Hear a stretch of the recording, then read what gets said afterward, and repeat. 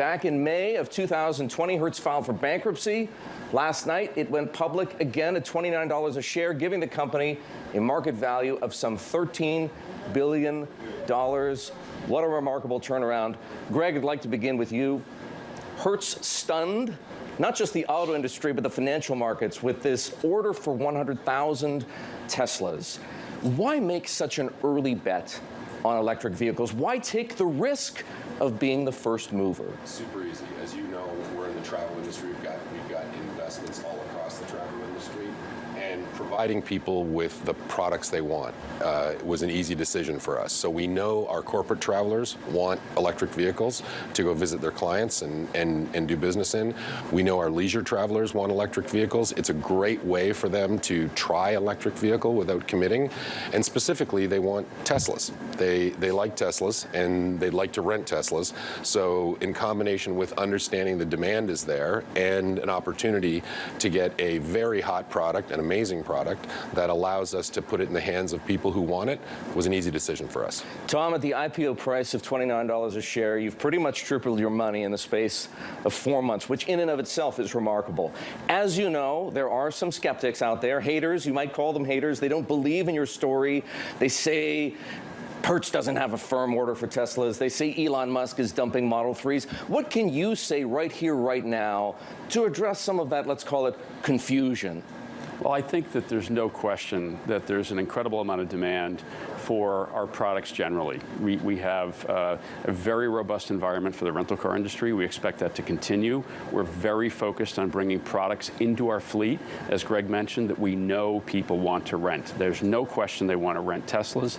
There's no question that they want to rent, higher value vehicles from all the OEMs. There's no question it's a big move afoot to electrification. So, for the people who doubt what we're doing, we would simply ask that they stay tuned and watch what we have to come, because we think that this is just the beginning of an effort to put Hertz at the center of mobility in a way to serve our OEM partners and to serve our customers, to provide a better rental experience and a better corporate partnership with those parties.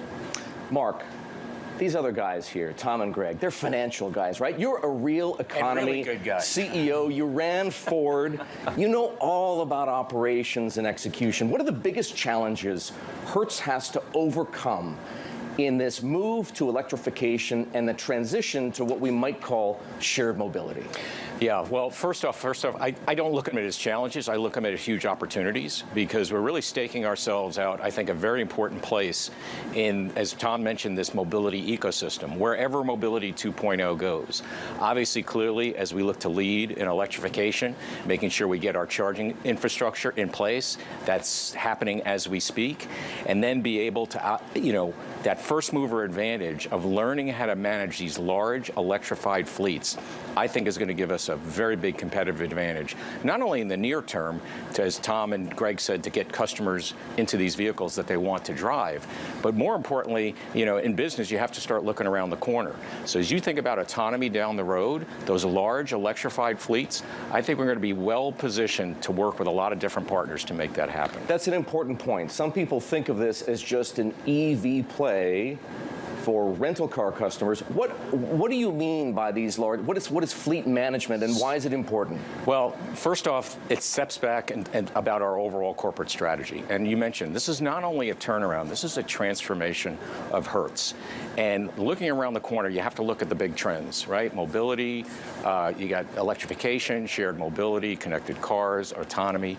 And we're positioning the company for the things that we do better than anybody else, which is manage large fleets. We do it economically, consistently, all around the world. That is going to need the ability to manage those fleets in Mobility 2.0. Somebody's going to have to do it, and we're the best at that, and we want to position ourselves. Avis, as you might know, was trash-talking Hertz on the conference call just a few days ago, knowing what you know, Tom, directly from the manufacturers, I might add, about the current and future supply of electric vehicles. What are the chances that Avis, or maybe Enterprise, is going to catch up with you? I think that over time, we'll see all of the rental car companies transition to EVs. And I think that will happen because it's what we believe consumers want today. There's certainly a huge percentage of the population that really wants to drive electric vehicles. And we think that will only happen with increasing speed as time passes. So I think it's a natural evolution for the industry to take. And I think you're seeing that on the OEM side. You're going to see it on the product delivery side from the rental car companies. You're going to see it in ride hail. So I think this is the first step of a large transformation and a process of bringing electric vehicles into mainstream. And we're happy to be playing our role in it. Our goal is to provide our customers with what they want, and we believe that this effort really hits the nail on the head in that regard. Now, I want to point out that unless you've been living under a rock, you will have seen that Hertz has a pitchman in its new commercials for these electric vehicles, these Teslas. He happens to be a Super Bowl winning quarterback. His name is Tom Brady. Tom, here's what I've been wondering. Why would a Super Bowl winning quarterback, you, choose to star in ads for a rental car company? What is it about the Hertz story and the transformation plan that resonates with Tom Brady? Well, first of all, good morning. Nice to see you got some great guys up there on the stage with you, and wish I could be there in New York, but I got football practice today, so I got to do my job.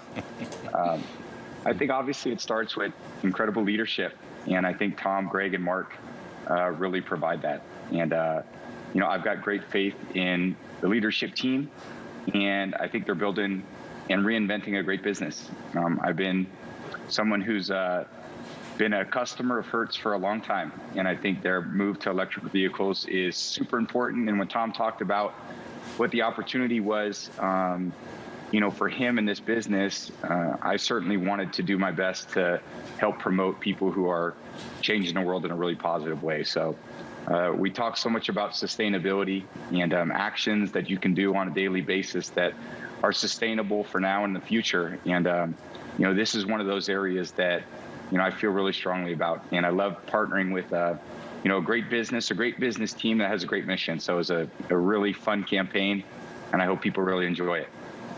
You drive an EV, right, Tom? I do, and I have for quite a few years. Which model, and what was it that made you an EV convert?